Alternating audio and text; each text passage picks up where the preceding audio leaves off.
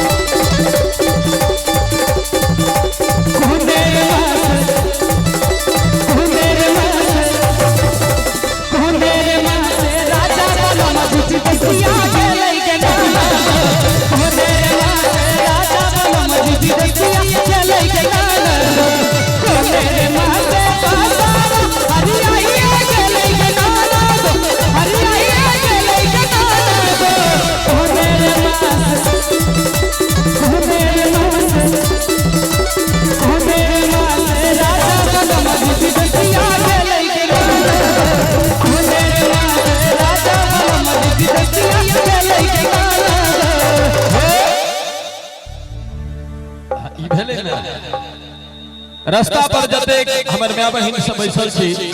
हुनका लोकन से आग्रह करब जे दुल्हा सरकार के गाड़ी आबि रहले है अपने लोकन रास्ता के कनी खाली क दिए जते माय बहिन सब रोड पर बैसल छी दुल्हा सरकार के गाड़ी आबि रहल छै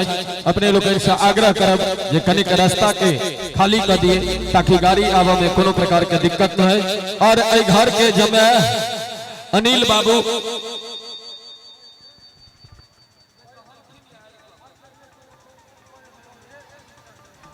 अच्छा बैसल रहियो हमरा अपने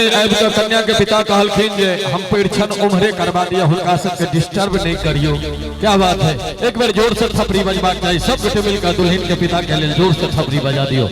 और दुल्हन के जीजा जी हुनका दिस से सुंदर सन 501 टका के पुरस्कार। बहुत बहुत स्वागत अनिल बाबू अपनों के। हाँ उतई से फिर कुनेर मां से राजा बलमली जी बसिया खेलै के नाना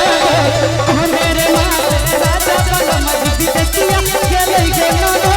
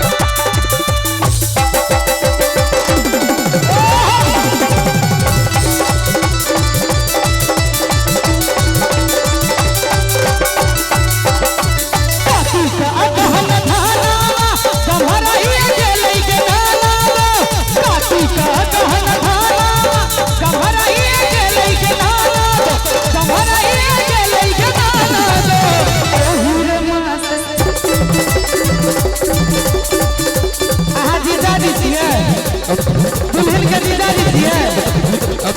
एक बार तेरी जोर ठोक बरसौसी एक बार जोरदार ताली बजा दुल्हन के जीजा जी के लिए जोरदार ताली बजा दियो। ओ हीरे महसे ओ हीरे महसे ओ हीरे महसे राजा के चिट्ठिया पता दिया ले के गाना ओ हीरे महसे राजा के चिट्ठी पता दिया ले के गाना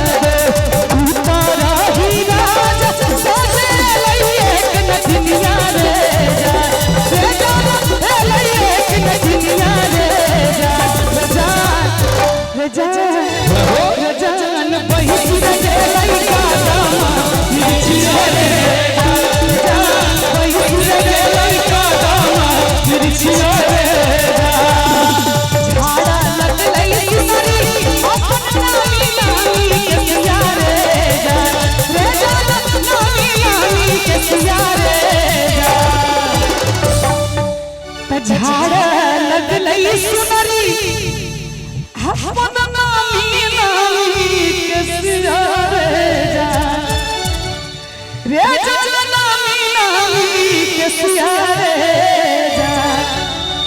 रे जा अहाँ सबके नहीं नीक लागैया हम बसोर छी अहाँ सब रे जा उठा दिए एक बार दोनों हाथ रे जा चाचा जी जय हो भजन गाबै छियै रे जा न हो आज खेलबै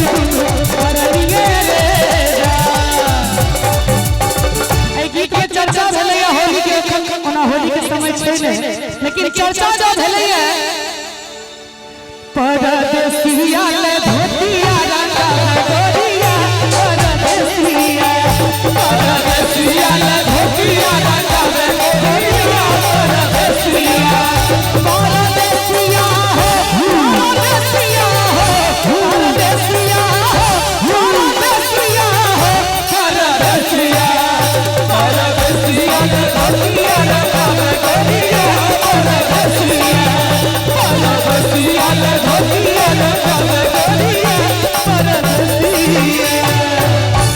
परदेसिया गमछा किया देखबै छी बिहारी के पहचान छै। एक बार चाचा जी ने ताली बजा दियो तो बरियाती एथिन तो हम पता लाग जेतै हिनका आगू में बैठ के जे नामा करै छथिन ए सखी खाना के बाजरिया की खाना के काला चुना भिटिया लहरा ए सखी खाना के बाजरिया की खाना के काला चुना भिटिया लहरा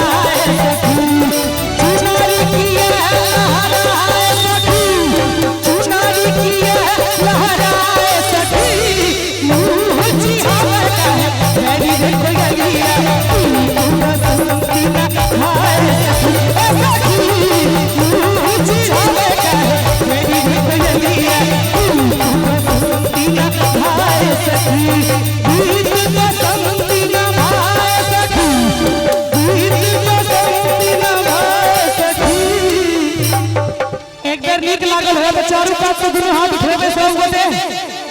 अहाँ सोच रहे कोनो बात और ताली बजा के हमरा संगे संगे हे सखी खाना के